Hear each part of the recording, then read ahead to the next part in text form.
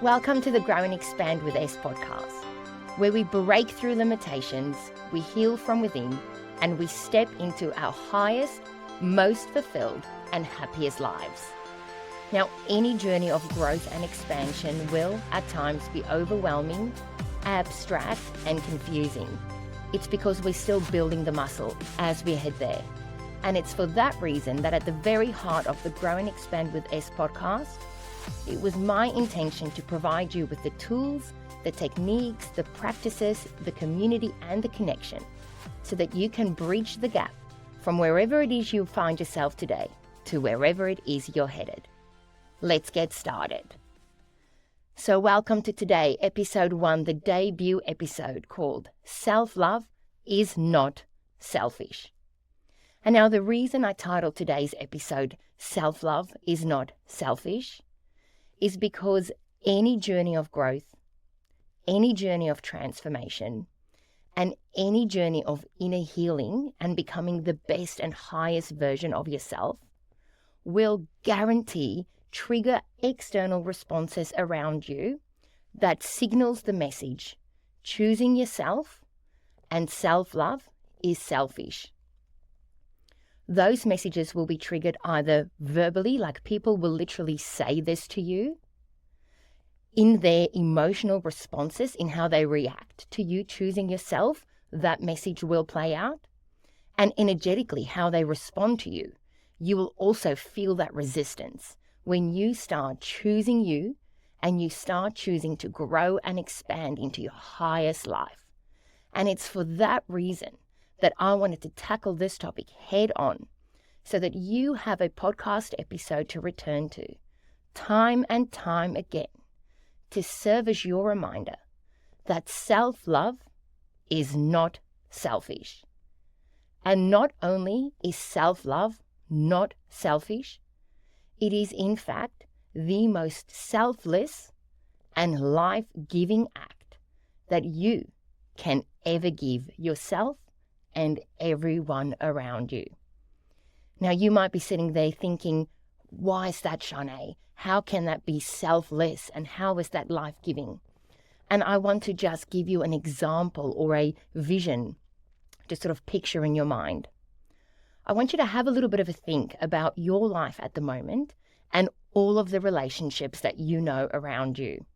Friends, family, children, school, parents, relationships, work relationships, whatever relationships it is that you've got.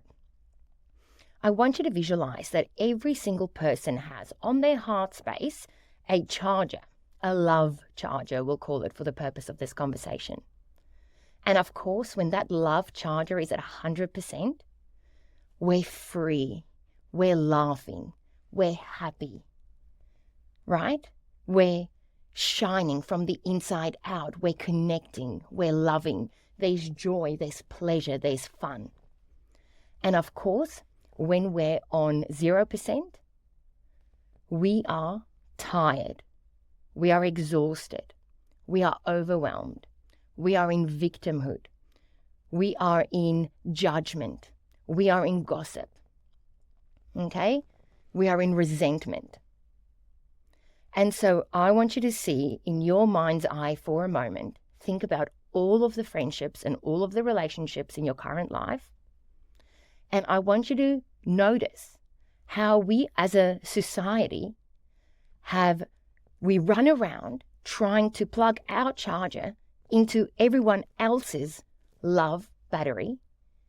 And we run around from person to person to person to person, trying to give, trying to soothe, trying to nurture, trying to guide, trying to lead, trying to make them feel good, trying to get them through whatever it is they're facing, giving them that love, that comfort, that support, that nurturing. But the problem with that is that we have so many people that we're doing this for. We're doing this in our family relationships. We're doing this with our children, which of course is needed, and this episode isn't aimed at your children. We do that in friendships. We do that in our careers. We do that with everyone around us. We're running around, and when we are trying to charge so many people's batteries, Well, our charger can't stay long enough in one person's love battery to actually make a difference. So we're here, then we're there, then we're there, then we're here. And everyone is also doing that, and sometimes to us. And so for that reason, right, that love battery of every person only gets little dents here and there, here and there. And then I want you to 100% know something else. You can never charge another person's battery to 100% or any level of true substance that matters. And if you just think about it for a second, we all have these relationships and these friendships where you have the conversation, you support the person through the thing, you show up with compassion, empathy, and love, and they walk away and everything seems like, yeah, great, this has gone really well, this is good. And it's not 2 weeks later and you're having this same conversation again and the same thing happening again. And it's not 2 weeks later. And the reason for this is nobody else can truly give another person a full 100% battery, because that person is the only one that can actually do the inside work and understand what their needs, wants, and desires are, and what their blocks are that's keeping them from acting in accordance with that or in alignment with that, and that can actually do the inner work that's required to fill that battery up in the capacity that is sort of matters or required. Okay, so while we're running around trying to sort of charge everyone's batteries, and people are doing that for us all the time, you know, it's easy to have an inner dialogue that I'm a giver, and no one gives to me. But you ask everyone around you, they'll tell you they think they are giving to you. And the reason we miss this is because what's needed is this next scenario that I want you to just go with me on a journey with for a second. Imagine for 1 month, all of our relationships retreats, and everybody just charges their own love battery. They look inwards, they consider what their needs, their wants, their desires are. They fill those, they meet those. If it's rest, if it's connection, if it's a bit of joy, a bit of fun, whatever it might be.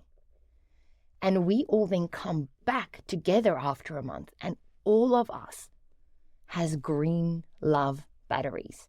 Can you imagine how when we're not giving to each other from a place of need or desperation or lack, but instead we're giving to each other from a place of love, of true want, true connection, true desire, joy, happiness, how much more effective we will then also be charging other people's batteries as well as our own.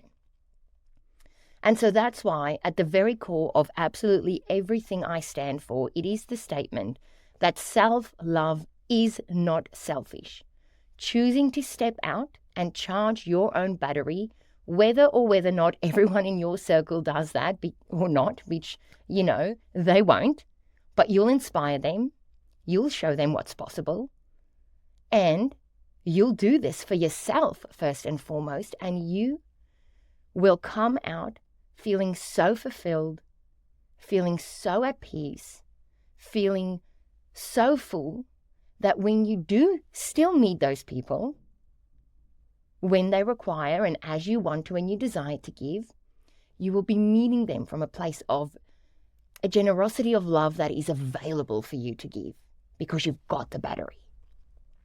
So I hope that that has made sense to you listening, because it is such a crucial message to hold on to when inevitably there will be a point of resistance in any journey of growth and healing and expansion where you choose yourself. And so then the other topic that I really wanted to cover off on when it comes to self-love is, what is self-love, right? What is it? Because it can take many forms, but what is the self-love that I'm talking about that is selfless and life-giving to you and to everyone around you? I'm going to take you on a bit of a journey as to how the definition, my definition of it came about. So it actually started with me coming to an understanding that, and I'll ask you the question, did you know that one of the most important emotions and energetic vibrations in the universe, love, the thing that feels so good, that we all seek so much. Did you know there is no universal definition of what love is? And why do I know that? Because when I first started my personal journey, I remember one day sitting down and I was at rock bottom personally. Like, I was at rock bottom. I was burned out. I had done everything I was told to do and lived for everyone else around me, had tried everything and nothing worked. And I remember this day, I had kind of one of three options in my mind. Option one was to pack my bags and run away because I just couldn't bear going anymore. Option two was to kill myself, to just relieve myself from the internal struggle and pain of, at that stage, what was about 29 years. And option three was to, perhaps before I do those other two really drastic things, just stop listening to everyone else and turn inwards and try to listen to myself for a minute. And so option three is the option that I chose, right? And I remember sitting down there and just getting a pen and opening up my journal, and I wrote down this sentence, and I'll never forget how my hands were shaking when I wrote down, do I love or fucking hate myself? I don't know. And the tears just streamed out because it was not something I had consciously ever considered before that point in time. And as the tears kept streaming out, my hand kept writing, and it wrote, either way, let's find out. And, I look back at that beautiful, brave girl who did exactly just that, and how that transformed her entire life when we listen and honor that calling within. And so this is going to link back to the definition now, because back then I was a lawyer. So I owned my own law firm. I was a lawyer. I was extremely academic and in my mind. And so I went, great, I know how to work out whether I love or don't love myself. I just have to get the definition. I have to look at the facts. I have to apply the facts to the definition. And I need to make an assessment of whether I do or whether I don't. And then I'll know, right? No, the universe did have something a bit more in-depth in mind for myself. And then I quickly realized that there is no universal definition of love, right? Many phrases, many people writing what they believe love is, but there is not a universal definition for something so incredibly important. And so it was at that point that I was like, oh shit, what now? And anyways, my brain kind of kicked in and went, well, you've got children. And surely if you love your children in a healthy manner, they grow up to be adults that flourish, that laugh, that feel good, not all the time, most of the time, that can work through the shit that doesn't feel good. And on that basis, surely there's advice on how to love your kids healthily. And kind of concerning that until this very point, I've never thought about that. But yes, let's go, because that piece will give me, I just need to look at how you need to love your kid. And then I need to kind of look at myself, and then I can reverse engineer this. That lawyer mind brought me a very long way. And so that's what I did. Did a lot of research, read a lot of textbooks, and kind of distilled it down to a couple of things. Obviously, at the very foundation and base, it requires safety and nourishment and shelter and those types of things, right? And so, like, safety, I could tick off, great. Health, I kind of went, oh, wow, no, I don't really nourish my body. I don't really move my body. I drink way more than I should to numb and disconnect. And there's definitely room for improvement from that kind of perspective. But that never felt very loaded to me, because those were just things that I could kind of recognize as where I could improve.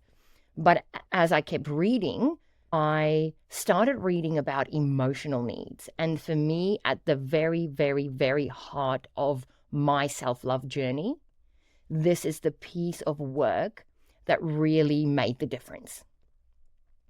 I read about this magical, wonderful thing called our kids have emotional needs that need to be met. They are individual to us, not an extension of us. Who would have thought? Not me back then. When they express whoever it is that they are, their views, their perspectives, their opinions, their natural things that just come up as it comes up, because they're not premeditating, calculating serial killers, right? They're kids, they just go. And when that comes out and it expresses, they need to be seen for who they are. They need to be heard for what it is they are saying. They need to be accepted and validated and understood. And they need to belong and have unconditional love, no matter what. Now, I want to be very clear at this point, because this held me back a very long time. When you see, hear, understand, accept, and unconditionally love someone, it does not mean you give them the steering wheel and they drive the car. Okay? It's not what it means. When it comes to our children and when it comes to the parts in ourselves, which I'll talk about in a moment, you can do all of the things I had just said and gain such a better understanding and connection with that person without giving them the steering wheel, because they can't steer the car. You steer the car. You're the leader of your house. You set your values. You set where you're heading. But they can still freely be in the back of the car. You're not shoving them in the trunk. They can still be in the back of the car. But they can still be seen, heard, acknowledged, accepted, validated, and loved. Yep, but we're not giving them the steering wheel. And so it was at this point where I went, cool, do I do this for myself, right? Because I wasn't really in it to learn about my children, though this journey gave me the motherhood I always knew I desired and never could quite get to. But that's for a different podcast. When I applied that definition to myself, I went, uh-oh.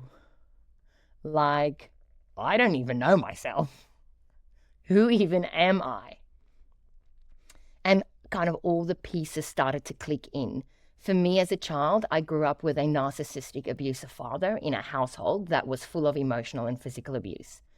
And there was not a minute where I was allowed to be who I was or to express freely, to be accepted for, I was only accepted if I did the things that was going to mean I would earn my acceptance, for lack of a better frame. And so whatever we're taught in childhood by those around us, like our main caregivers, and in this case for me it was mum and dad, whatever we're taught is what we give ourselves in the end.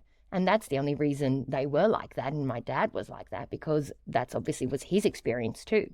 But anyways, for me, now that the knowledge was out, now that the research came out, now that I understood it and I'd actually read about it, I went, oh my goodness, that's the next piece of work that's unfolding. I need to, just like I would for my child, when I know how to love them healthily and emotionally in this circumstance, I need to turn that around. And I need to do that for myself. And so what unfolded was about a year's of the most wonderful, beautiful, amazing, expansive journey that I can't even really put into words, because before that, I didn't even know who I was. I was always anxious, always doubting myself, never feeling certain. So the emotional feelings that come with that is so rattling and unsettling, and you're consistently living in the state of edge. And at the same time, I was missing out on a relationship with myself, because I was just trying to co-regulate myself through pleasing other people. What do you need from me? What do you need from me? What can I say to make you feel good so that you like me because I'm making you feel good, right?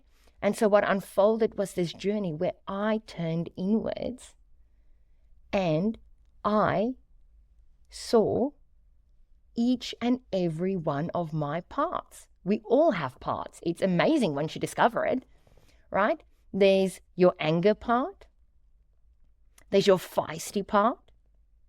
There's your radiant part. There's your warrior part. There's your leader part.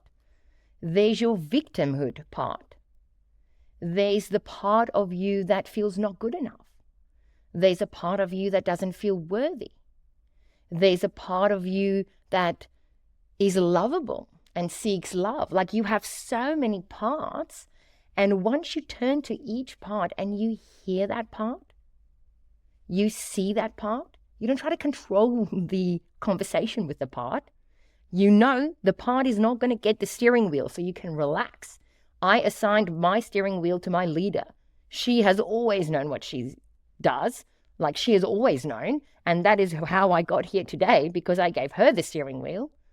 But as my parts were explaining to me their fears, their hopes, their dreams, their hurts, their pains, what they've been through, what they would like, what they don't like, I got to know myself on such a beautiful, fundamental level, like it was life-changing. Can you imagine from that level, the level of self-confidence you build? Can you imagine meeting yourself in that and the compassion and empathy and love you bring to that?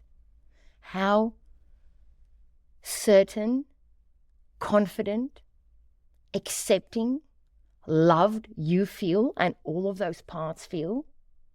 Can nobody else out there tell you anymore to question yourself, to doubt yourself, that you're not good enough, that self-love is selfish? Because you've met them all. You know them all. You understand them all. They're you. So you know you're good enough. You know your weaknesses. You know your strengths. You know that's what makes you human. That's all phenomenally beautiful. And you know that from the inside out. The compassion you build with yourself, the love you build with yourself, the relationship you built with yourself from that platform is unmatched. Conversely, you know yourself at that level, you will see that play out in every person's insecurity, every person's worry, every person's overwhelm, every person's fear, and you can meet them with true love and compassion and empathy and connection because you've seen yours so you can see theirs. You've met you so you can actually meet them. You're full so you have something to give. In parenthood, it is life-changing. It will forever have changed the course of my two children's lives because I was headed down the exact same path as my father. I was turbulent, I was aggressive, I was easily triggered, I was angry, I was irritated, and I wanted nobody that didn't want to do it my way exactly. And once I had met myself at that level and I could love myself for all the parts and I got comfortable with none of this perfection shit, just a story. And then, yes, we've got goals and let's work together and use all of our strengths collectively to get there. Once I did that, I could do that for everyone outside of me because you can't do anything out there that you can't do here first. And so forever, how my children will grow up, their paths have been crafted to take a different timeline, a different sliding door, however you want to look at it, because that day I decided self-love is not selfish. It is selfless and life-giving. My kids get to be who they are. They get to express. They get to laugh. They get to have their mum laugh with them. They get to, live in a messy house because I know that's part of life and love now, whereas my perfectionism was riding shotgun for a very long time. They get to giggle, see their mum play. They get to play with her. They get to connect with her truly because she gets them. She's not trying to change everything. She's seeing them, hearing them, understanding them, not giving them the steering wheel. Sometimes I do when it's appropriate, right? Like when I say, okay, well, how do you want this Barbie game to play out? Mummy's not going to take the steering wheel in that instance, but you can. It is the most selfless, most life-giving act you can give yourself first and foremost, but it will naturally translate into every single relationship around you. And then, of course, once you know yourself at that level, you start absolutely knowing what your wants, needs, and desires are. And because your self-worth story is so fixed, like you know it, innerly you know it, you obviously take steps towards the things that make you happy, the things that are aligned with you, the things that brings you joy. And so from that space, how amazing is that? Now, not only have we got this emotional relationship sorted, we're getting our wants, needs, and desires met. We're full. We're happy. We're carefree. We are at inner peace. No more of that chatter, that self-doubt, that constantly questioning. What will they think? Or did I say this right? Or I might not have said this right. Or, oh, did I give enough? Did I do enough? Like it's gone because you know you've looked, you've accepted, and you've not given the steering wheel. And so at the very, very heart of self-love for me, in my definition, lies looking at the ways in which you show up for yourself and whether that will essentially raise a healthy, balanced, happy, resilient, radiant kid. And if not, wherever the peace is for you, to start there and to know you can never meet anybody else anywhere that you haven't met yourself first yet. So giving that to yourself, giving yourself the love you always deserved, giving yourself the acceptance you always deserved and craved, giving yourself the compassion you so needed at times but didn't always get, giving yourself the grace, the pep talks, the positive self-talk, showing up, choosing you. All the time you look for people out there to choose you, you choose you. It is phenomenal. It's amazing. And so the episode's coming to a close, but I wanted to end it with, I'd never kind of cognitively before thought about this whole love definition business before the start of this journey. But 1 Corinthians 13 was a Bible verse that I've grown up with as a kid whose parents were very religious. But this Bible verse had always resonated with me. I remember being a little girl running around showing my dad, who was like physically abusive, and particularly towards my mum and of course to the children as well. And at that stage, I had no idea about emotional neglect and not getting your emotional needs met. It was just the physical things for me. And I'd say to him, come on, Dad, you preach this stuff. You say how much you love us. Love is everything your words say. And I know that it's in there. And so this is what the Bible verse says, right? And you're not doing these things. And the backlash from that, I quickly stopped, saying that out loud. But my inner voice never stopped saying that or knowing that. And anyways, I'd always lived my life by that definition. It was also read at my wedding day. That's the Bible verse that was read. And anyways, right at the end, it ends with faith, hope, love. And the greatest of these is love. And so I'm going to be as audacious to tell you how I rewrote that verse for me. And I rewrote that verse as faith, hope, love. And the greatest of these is self-love. And so I'm going to leave you there today. I want to thank you so much for joining on my very first debut episode called Self-Love is Not Selfish. I want you to go away this week and have a think about which parts of this podcast resonated with you, and just have a think about it. See where you can connect with yourself a little bit more. See where you can love yourself a little bit more. See where you can meet yourself a little deeper. And just show up for you, because you're worthy of it. You're deserving of it. You charge your battery. It's the best feeling in the bloody world. And then very excited for the next episode, where we're going to be delving deep into my 4-step signature growth and expansion methodology that will take you from wherever it is you want to whatever vision or goal it is that you have for yourself. That methodology will take you there if you commit to it. And in my next episode, episode 2, that's where I'm going to take you through that methodology and how it works and how it can powerfully serve you. So thank you so much. I hope you have a beautiful week. All my love.